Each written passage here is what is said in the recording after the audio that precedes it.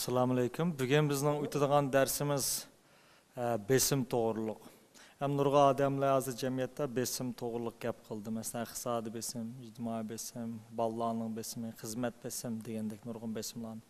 Amaliyotda besimning shakllanishida qandaq bir xil omillar mavjud degan vaqtda besimning shakllanishida asosligi u sirtqi muhitning yoki sirtqi yuz bergan ish voqealardan ko'proq kelmasdan balki odamning o'zining besimi qarshi tura oladigan psixik salohiyat chemberining to'liq yetilmaganligi uchun odatda kishilar besim his qildi. Undasi psixik salohiyat chemberigi degan nima desa, bir odamning bundosh aytgan vaqtda kimligi.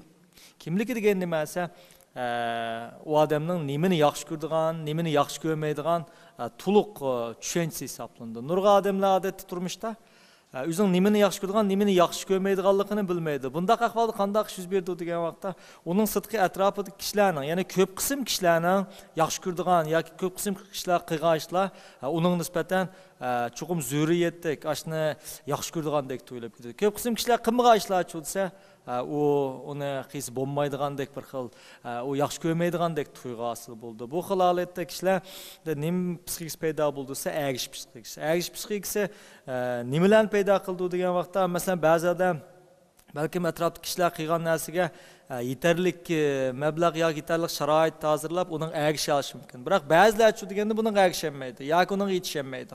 Bundaq vaqtda kishilar nim bo'ldi deganda besim his qildi. Unda biz ma rasmni ko'rib boqaylik. Masalan, 10 odam bor deylik. Bu 10 odam asli bir tekshi, bularning mayli iqtisodiy sharoiti bo'lsin yoki bularning ijtimoiy o'rni bo'lsin, tekshiydi. Tuyuqsiz bu 10 son ostiga tushgan vaqtda nimaga aylandi degan vaqtda 3 odam buning ichida qalpoqqa erishdi. Ammo 7 odam qalpoq bormi degan 7 odam qalpoq yo'q. Bu vaqt qandaq bir hissiyot psixikasida yoki qandaq bir hissiyotda o'zgarish paydo bo'ldi deganda, ma 3 qalpoq kelgan odamda balkim bir xil sal huzur tuyg'usi paydo bo'lishi mumkin. Ammo 7 odamda psixik buzilish hosillanmaydi. Chunki bu yerda qalpoq yo'q kishi 7 bo'lib, qalpoq bor odam 3 odam. Bundash aytgan vaqtda bu yerda ijtimoiy normani, ijtimoiy o'lchamni yaratayotgan 3 qalpoqlik odammi degan undaq emas. Yanılam qalpoq yo'q 7 odam, yanılar ijtimoiy o'lchamni yaratib chiqaraverdi. Shu bu xil chambar ichida bu 7 odam yanılar normal holatda mengaverdi. Ammo bu taraqqiy qilib qalpoq kelganlar 7 odamga aylanib, qalpoqsizlar 3 odam bo'lib qolganda-chu degan vaqtda bularda qizirish, ya'ni besim shakllanishga boshlaydi. Chunki bu vaqtda 7 qalpoq kelgan odam ijtimoiy o'lchamda bekitib qo'ydi. Ya'ni normal odamlar qatori kirib ketdi. 3 odam chulsa, bularning ko'z qarashida normalsiz bo'lib ketdi. Nimishqa deganda bu 3 odamda qalpoq bo'lmaganlik uchun. Demak, bundaq sharoit ostida 3 odamda tabiiy besim shakllandi. Ammo bu besim shakllangan bilan bu 3 odamda tangli qalpoq bo'lmagan uchun yanılar bir-biriga nisbatan tasalli ehtiyoji yoki tasalli munosabatlar bo'ladi. Yanılam zo'r besim ish qiladi, ammo psixik binormallik paydo bo'lmasligi mumkin. Ammo aslida qarasak, bu qatim 9 odamda qalpoq, ya'ni o'xshashlashgan, faqat 1 odamda qalpoq yo'q. Bu vaqt qanday yuz berdi desa, buning besimi asosiyatdan cheki yetadi yoki portlash shaklida buningda binormallik paydo bo'lishi mumkin. Psixikadan chataq chiqishi mumkin. Nima ish qilsa bu, mana 9 odamga o'xshayolmaganlik uchun. Demak, nurg'a odamlarda bulayotgan bu xil psixik besim yoki psixik binormallik nimadan kelib chiqadi desa, boshqalarga o'xshamaganlik uchun psixik besim kelib chiqadi. Masalan, bu yerda hammaning bir qulqi bor deb faraz qilsak, men tuyuqsiz sahnaga chiqib sizga dars o'tayotgan vaqtimda men ikki qulqim bor, sizlar chuqur men ish og'ritishim mumkin. Yosh turib miypilab qoldi. Nima ish qiladigan vaqtda? Chunki bu yerda hammaning bir qulqi bor, mening ikki qulqim bo'lganligi uchun. Bu yerda menda qanday hissiyat o'zgarish bo'ldi desa, men o'zimni binormal ish qilishim mumkin. Bu yerda bir quloq odam emas, ikki quloqli odam binormal ish qilishi mumkin. Nima ish qilsa? Chunki bu sinfda, ya'ni bir quloqning o'zi ijtimoiy o'lchamlik normani yaratib qo'ygan bo'ldi. Shunga nurg'a odamlarda bu xil nimani o'zining yaxshi ko'radiganligi, nimaning asl normal ekanligini bilmagan vaqtda nimaga asoslandi degan vaqtda ko'p qism kishilar agashgan yoki ko'p qism odamlar shug'ullangan yoki ko'p qism odamlar kelgan narsalarga nisbatan bular ehtiyoj paydo. Agar bular bu ehtiyojni qondiramiz, nima paydo bo'lsa, besim shakllanib qolgan ekan. Undan boshqa hozir yoshlarimizda masalan, yoshlarimiz orasida modulayotgan bir besim bor. Bu nim besimsi iPhone besimi hamda. Ondasi iPhone besim qanday kelgan? Masalan, bu iPhone degan narsa mavjud bo'lmasda, hech kimning kallasida iPhone ehtiyoji yo'q. iPhone degan bir besim yo'q. Ammo ana vaqtida hech kimda undaq besim shakllanmagan. Ama bunu 3 adam algan vaqtda, yani tunji qatam iPhone chiqqan vaqtimi, kishilarga besim shakllanmagan, havas shakllangan faqat. Amma iPhone ishlatganlar, yani o'zining ma'lum top orasidagi-da, masalan 10 do'stning orasida 7 iPhone ishlatgan vaqtda bu 3 balada nima shakllandi degan vaqtda iPhone besim shakllandi. İhtiyaç şekillendi. Yani bunun kallısta iptidai men nima deydi olsa? 7 do'stingda iPhone ba, senda nima ish yo'q. Sendimi bo'lish kerak degan kerakdan bir shakllandi. Unda esa bu uchinning ichida balkim buni iqtisod yetmas mumkin. Ba'zi olanmas mumkin. Bular qanday qildi degan vaqtda dal mushlar besim ichida yashaydi. Besim shakllandi. Bu besim bevas iPhone'dan kelgan, bu degan iPhone'dan kelmagan. Balki buning psixik salohiyat chemberkining immun kuchining, qarshi turish, yoqtish kuchining mandashib aytgan vaqtda ojiz bo'lganlikdan bu 7 odamda bor narsa qandaqdir buningdimi bir ehtiyoj besimini shakllantirib qo'ydi. Agar buning ichida ikkisi har xil amallarni qilib, nurg'un badallarni to'lab masalan, qarz olib maqata qilib oldi. Bu vaqt xushal bo'ldimi? Xushal bo'lmaydi. U faqat 7 odamning ishi kirvag'ini xushal. U faqat normal bo'lvag'ini xushal. Endi masala nada keldi? Bu bir odamda. Bu balki buni oshkorlamas mumkin, isbot qilmas mumkin. Biroq buning qalbida nima shakllanadi? Kuchli bir xil besim shakllanadi. Yoki bo'lmasa, biz shu onalarimizning orasida modulayotgan nur chapan voqeasini olib aytaylik. Mening opamning o'zidan bir nur chapani bor. Men bir kun so'radim opamdan. Sen shu nur chapanni nima ish qilding? Deb so'rsam, opam, "Voy bu bek issiq" deb mundaq qildi. Aqlim muvofiqlashtirib tushandi deb buni. Aniki men ishkirlab so'rab oldim. "Rasi issiqmi?" desam kulib ketdi opam. Emniyet opam bu nur chapanni kiyishlik sababi hargiz issiq bo'lganlikdan emas. U issiq bo'lganlik mundosh aytgan nur chapanning qisman funksiyasi hisoblandi. Asas funksiyasi nimasi? Opam ba chamber, ya'ni opamni aloqalashtirgan ijtimoiy chamberki kishilar, do'stlari, xizmatdoshlari, qo'shnilarimizning ko'pinchisi nur chapan bo'lganlik uchun opam tuyuqsiz nimani his qilgansa bir xil besim, ashni elish ehtiyoj besim shakllangan. Albatta opamda oz to'liq iqtisod bo'lganlik uchun buni oldi ehtiyojini darhol ta'minladi. Ammo buningga nisbatan sharoit, iqtisod sharoit to'liq bo'lmaganlik qanday bo'ldi desa, elishga bo'lgan bir ehtiyoj paydo bo'ldi. Buni ololmadi. Bu vaqtda besim shakllandi. Demek bizden bu yerde to'xtamay deb kelayotgan besim nereden kelyapti degan vaqtda dal uningda yoki ma'lum narsani rad qilish salohiyati bo'lmaganligi uchun, rad qilish qobiliyati bo'lmaganligi uchun u boshqalar ko'p sondagi odamlar erishgan narsani yoki ko'p sondagi odamlar ishlatgan narsani uningmi bir ishlatish ihtiyoji bordek his qildi. Demak bu yerda biz deyotgan besimning hammasi sirtqi sharoit muhit bilan munosabat qilmasdan o'sha odamning o'zining men bu yerda aytgandek psixik salohiyat chamberkining ojiz bo'lganligidan besim his qilish shakllandi.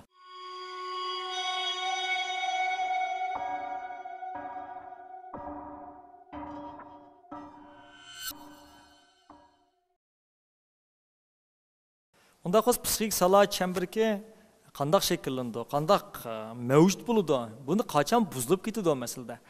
Buni biz nereden izlaymiz degan vaqtda, nurg'un vaqtda bola vaqtidan tortibla odamda tabiiy psixik salohiyat chamberki asli mavjud bo'ladi. Yoki mavjud bo'lmagan taqdirda kichik vaqt yetildigul bo'ldi. Biroq buning ota-onalar ko'pincha xato yeteklash, ota-onalarning aralashib olishi yoki doim ota-ona bola uchun qaror chiqarib berganlik uchun bolada tabiiyla o'zining qarorini chiqara olmaslik yoki bo'lmasa tanlash huquqi bo'lmaslik yoki o'zining yaxshi ko'rgan narsani rad qilish, o'zining yaxshi ko'rgan narsasiga erishishga bo'lgan ma'qul sharoitini asosan ota-onalar buzib. Masalan, bir bola bir necha mevaning ichida olmani masalan yaxshi ko'rmagan bo'lsa, apsi bu bolaga nima deyish mumkin desa, "Mush olmani ye. Chunki bu olmani yesang sana foydali qiladi" deyish mumkin. Yoki bo'lmasa hammadan bunday qilib, sen ham shunday qilmaysan deyish mumkin. Demak, kichik vaqtdan boshlablar ota-onalar bolalardagi bu xil rad qilish yoki bo'lmasa qabul qilish, tek bu xil xarakterni asosiyatdan nima qiladi, vayron qilib yetadi. Shunga psixik salohiyat chamberkini yetildirishning eng yaxshi payti qachonsa bolalik davrida. Biz buni keyinchi shu taraqqiyot psixikasida bolalarda qanday qilib psixik salohiyat chamberkini yetildirimiz, qanday qilib qaror chiqarish iqtidorini yetildirimiz, buningda texmo jiq so'zlaymiz. Demak, bolalarda kichik vaqtidan boshlab hamma narsani ota-ona qaror qilib berganligi uchun ularda bir qaror qilish, hatto nimani yaxshi ko'rish, nimani tanlash huquqi shu vaqtdan boshlab mahrum bo'lib ketgachga, cho'ng bo'lgan vaqtimi uningda asosiyatdan aniq bo'lgan bir xil psixik salohiyat chamberki olmaydi.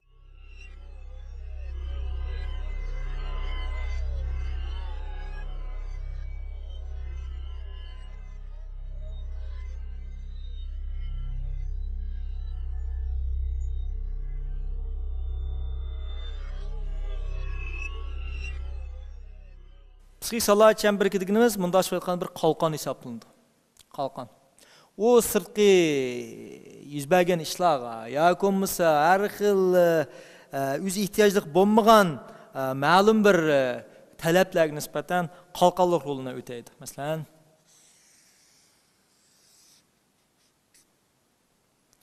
agar sizning bu qalqiningiz qancha mustahkam bo'lsa, besim shuncha qaytib ketadi.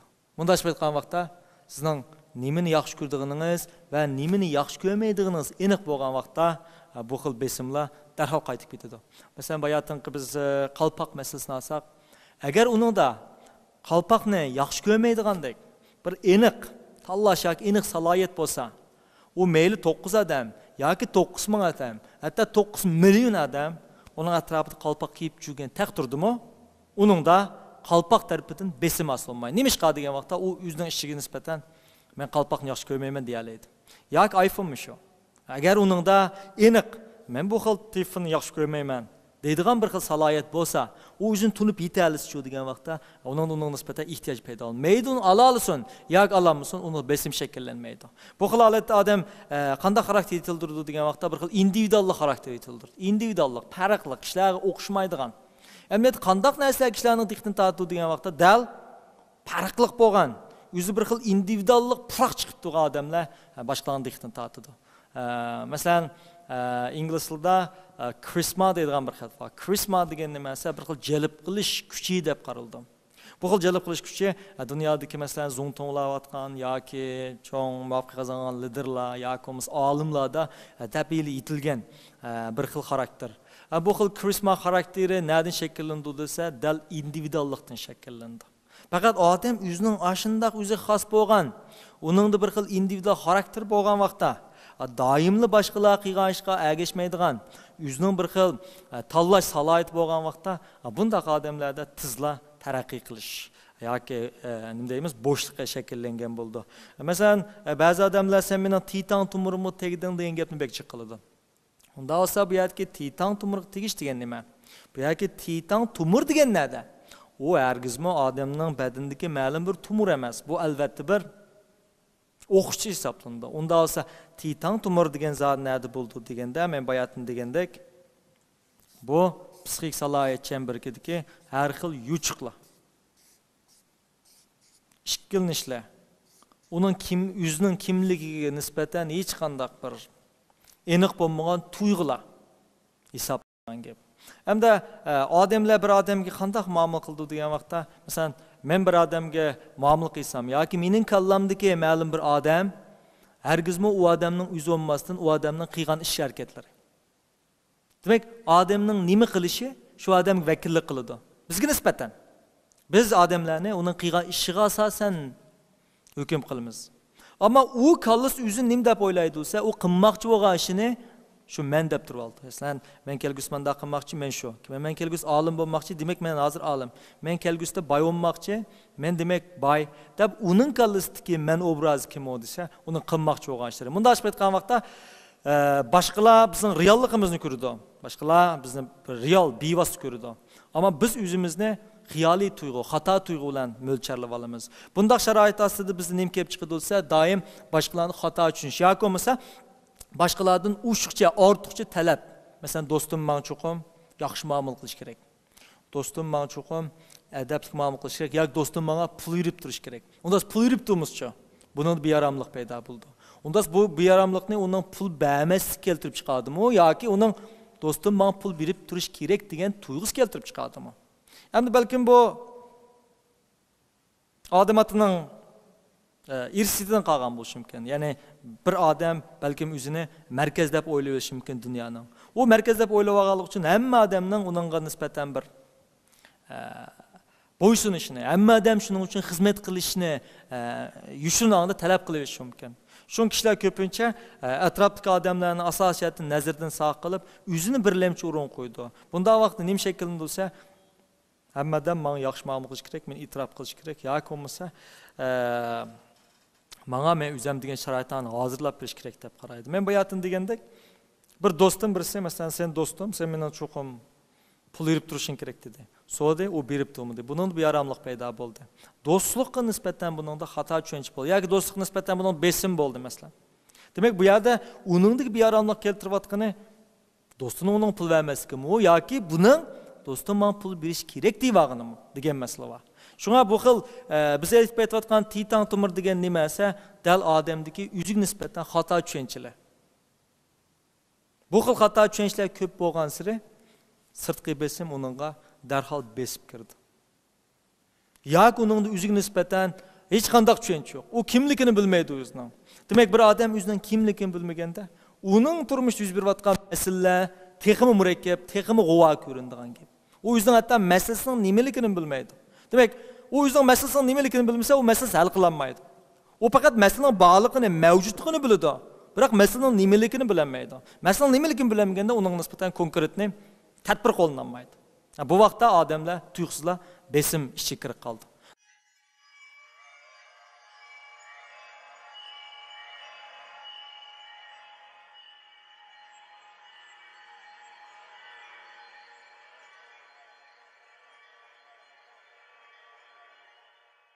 Nurg'a odamlar besmin bor deydi. Ammo unda sizning besming nima desa, ko'zini yumsa hech qanday bir narsani topolmaydi. Xizmatni o'ylasa, xizmat yaxshi, bolasini o'ylasa, bolasi yaxshi.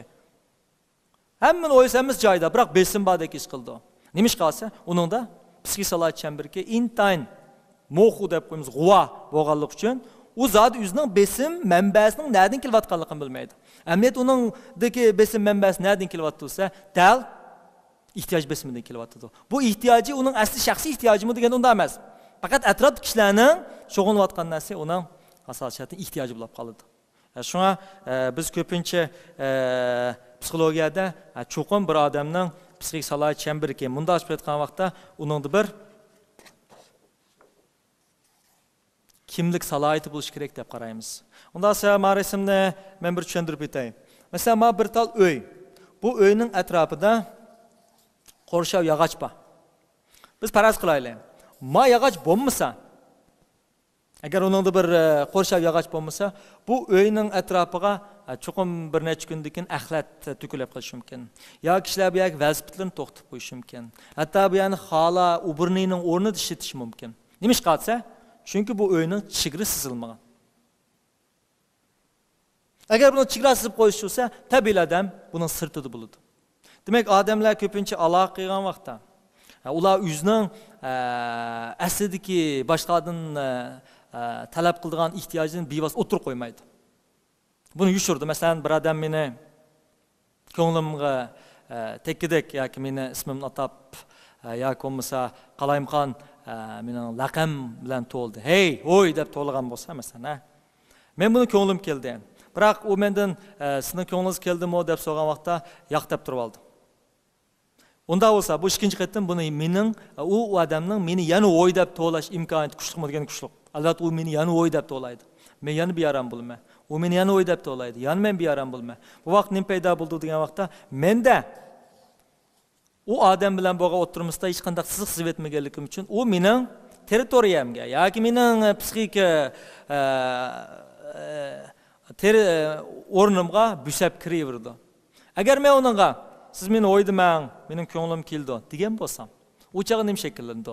U faqat 1 minutlik yoki yarim minutlik ko'ngli yerim bo'lib yoki beyaram bo'lishi mumkin. Ajab dedi. Ammo uningdan u meni o'ydimas mumkin. Demak, nurg'a odamlarning kishilik munosabatni an ketkizib qo'ydigan nimasi, ular odatda o'zining ehtiyojini konkretni boshqalarga demaydi. Bu xil konkretni bo'lmagan ahvol ostida kishilar uni qanday muomala qilishni bilmaydi. Shunga u o'zining xiyoli bo'yicha muomala qilaverdi.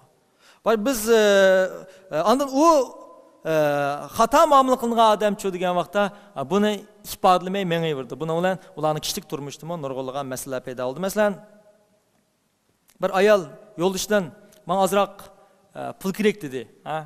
Unda bo'lsa, bu yerga ozroq degan zot qanchalik miqdor? Bu 1000 ko'y bo'lishi mumkin, 1 ko'y bo'lishi mumkin, 100 ko'y bo'lishi mumkin. Chunki bu yerga ozroq puldagi ozroq nurg'a odamlar uchun har xil. Unda buni ayolning ko'z qarashiga ozroq bilan yo'ldoshining ko'z qarashiga ozroq o'tirsida farq bormi degan farq bo'ldi. Balkim ayolning ozroq degani 200 ko'y bo'lishi mumkin. Ammo yo'ldoshining kallasida bu 10 ko'y bo'lishi mumkin. Undasa ayol "Men ozroq pul lozim" dedi. yo'ldoshi uningga 20 ko'paydi. Bu vaqt nima shakllandi?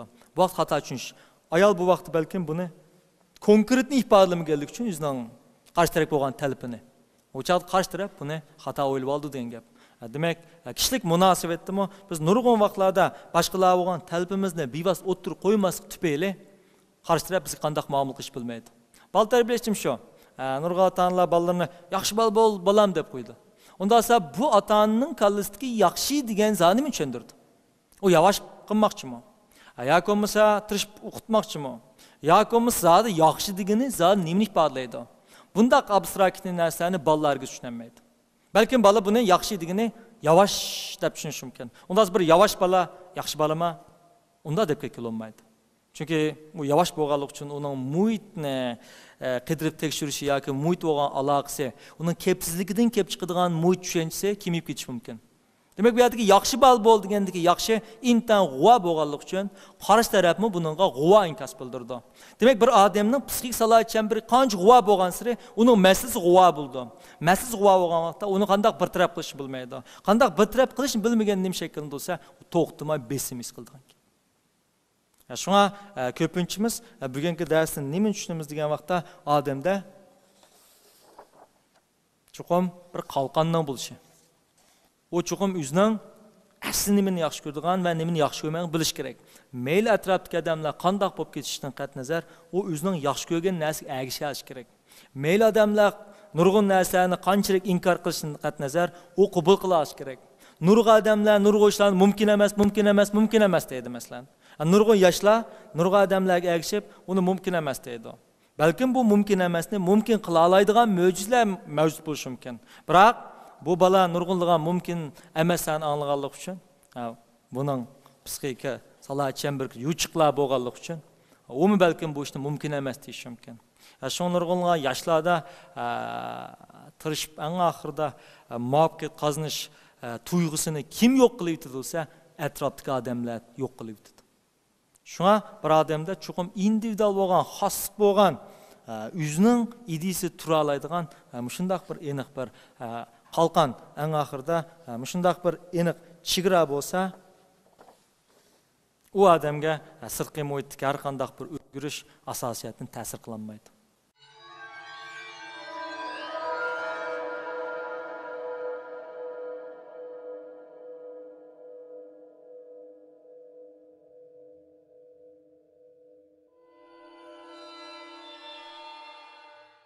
Unda olsa, bugun so'zlaydiganim o'shagicha, agar tushunmagan savolinglar bo'lsa, so'rasang bo'ldi.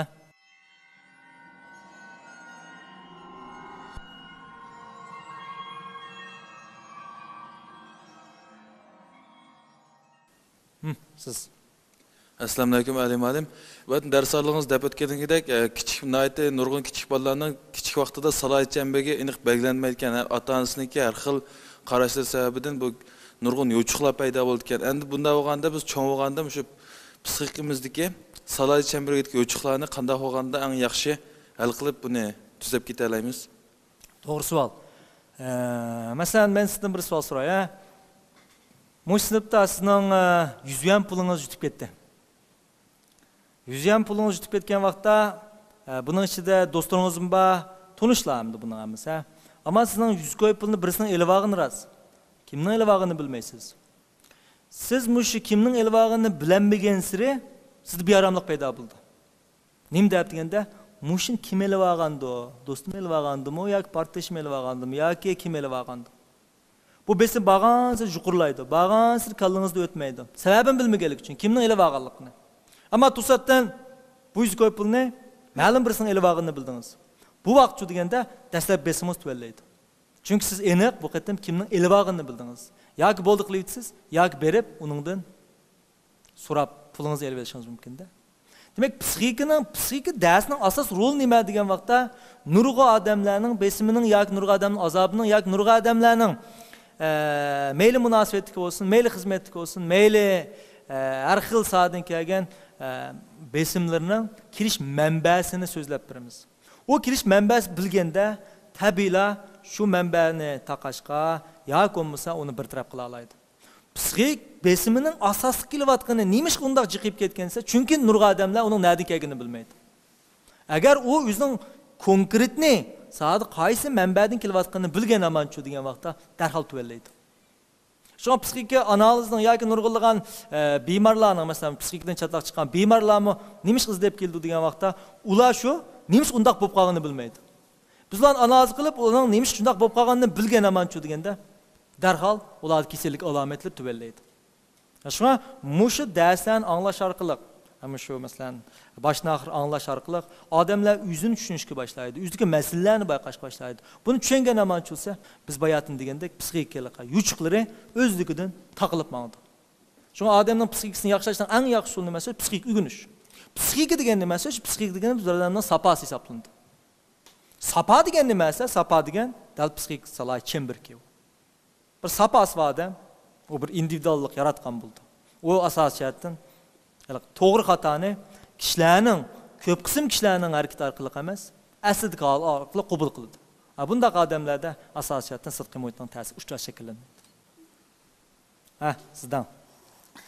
Assalomu alaykum olim. Adamga besim kelgan ham ro'yatdan ham jismoniy jihatdan og'irlik his qildi ekan. Buning aniq sababini tushuntirib berasiz. Bo'ldi. Endi besim kelgan vaqtda odam qanday his qildi? Biz buni psixikada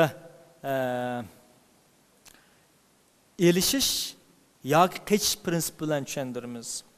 Bu bir xil mexanizm odam tug'im bo'ldigan. Elishish yoki kechish mexanizmi degan nima desa, masalan, biz bunda qo'ylaylik. Bizamiz hozir o'rmonlikda. O'rmonlikka ketib olsak, tuyuqsiz bir shir uchrab qoldi. Og'zini shundoq yo'g'on echib qardi. Bu shirni hargizmi tomoqdan parz to'tamdiki deb o'ylamadim. Bu shundali bo'lsa, yeydigan shir. Unda aslida qanday tuyg'u paydo bo'ldi? Bu vaqtda mindal turishlar, chingli kirishidi, ko'zlaringlar yo'g'onab ketadi, mushkullar aytibsizlar. Unda aslida badanda qanday tuyg'u paydo bo'ldi degan vaqtda, badanda birinchi börek usti, ya'ni besim o'rmini deymiz, börek usti o'rmini ajrilib chiqdi. Bu ajrilib chiqqanda qanday ahvol yuz berdi desa, bu butun badanni bir xil jiddiy holatga keltirdi. Qon aylanish yaxshilandi. Nima degan vaqtda, chunki shirni ko'rgan vaqtda odamning ikki xil tuyg'u paydo bo'ldi. Birisi uning bilan elishish yoki kechish. Unda elish uchun qanday qilish kerak? Kuchlanish kerak. Kuchlanish uchun badan buni oldi bilan tunib bo'ldi. Chunki biz shirni ko'rgan vaqtda bizning kurish nervimiz orqali bizning nerva markaz bir taraf qiyg'uvchimizga signal keldi. Shir ko'rildi, tahdid, bu sening hayoting bilan munosabat, hayot mamating bilan munosabat degan signal keldi. Bu signal kelgan vaqtda butun badanga signal uruydi. Tahdid keldi, yo alishsan, yo qochsan, tayyorlik qil deydi. Buning tayyorlik uchun badan nima ish qildi desa, birinchi qon aylanish. Tizishib ketdi. Tizishib ketdi. Börek usti bezdagi hormon qo'yib berildi. Hujayralardagi barliq energiyalar qo'l-putlar yig'ildi. Anındıkın energiya, mesela yağ ve şeker aletde o barlıq kichikginam energiyani saqlab qolmay bütün bedenge chiqirib turdi. Çünkü bu vaqtda uning hayot bilan munosabat bo'lganlik uchun diqqat butunlay shir kirdi. Bunda vaqtda odam shirdan boshqa hech narsani anglamaydi, shirdan boshqa hech narsani ko'rolmaydi. Bunda vaqtda apangni to'lab tamoqni yeyolsam anglamaysiz. Yoki bo'lmasa kiyimning markasi yoki kiyimim to'plab ketaymi deb o'ylamaysiz. Sizda bu yerda birinchi diqqat qilgan nimasi shir, qanday qech. Bu xil diqqatga odamda g'oyat zo'r energiya ketadi. Demak, odamlar turmushidagi nurg'un ishlarga xuddi shirga o'xshash muomala qilib olganlik uchun uning badandagi 5 energiyalarning hammasi mayli qon yoki may shaklida bo'lsin, barliq energiyalar sarf bo'lib ketgachga odam intayin org'inlik yashaydi. Endi bugungi jamiyat targizma bir odam xizmatga yoki maktab berishariyan shir uchrab qolmaydi. Ammo nurg'a odamlar odatdagi masalalarga shirga o'xshash muomala qilib turib oldi. Demak, bu xil besim ostida yashaganda odamni tizla charchash paydo bo'ldi. Yoki bo'lmasa, men otni misol olsam, bizning badnimiz ot bo'lsa, bizning ro'yitimiz, ya'ni bizning kallimiz chavandoz bo'lsa, bu otni yaxshi boshqarib mang'alaydi endi. Ani qil, mani qil deb men ro'yit badanni boshqara oladi. Agar tasodifan menda bo'lib qolsa, bu chaq chavandoz ostida ot ustida bo'lib qolsa, badan bu chavandozni bosh qursa, bu uzun bo'lmay qilish mumkin. Bu xil arg'illikda albatta arg'illik shakllangan. Shunga doim odamlarning to'g'ri bo'lgan ro'yxati badanni boshqarib turish kerak. Qachonda badan uning ro'yxatini boshqarib olgan zaman uningda asosiyatan charchash, axloqiy charchash, ro'yi charchash, jismoniy charchash, ma'naviy charchash darhol shakllangan. Shu odam charchash his qildi.